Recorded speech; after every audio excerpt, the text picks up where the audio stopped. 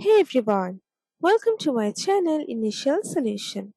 Today in this tutorial I'm going to show you how to delete an experience on LinkedIn.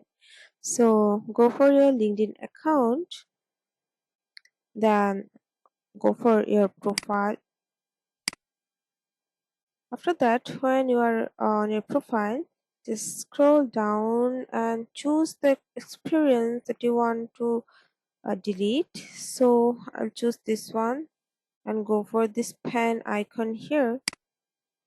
Again, go for this pen icon, and in the bottom line you can see delete volunteer experience. Just click on it and go for delete.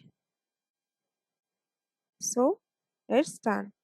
So guys, if you go for back, and you can see there is nothing.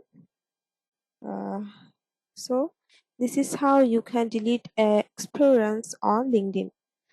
So hope this video helped you guys. If it did, then please like, comment and share. Subscribe to our channel and don't forget to hit the bell icon for more videos. Thank you. This video is sponsored by Zerosoft. Zerosoft offers graphic design, UI UX design, digital marketing, and web development. Elevate your brand with Zerosoft today. For more details, check the description box.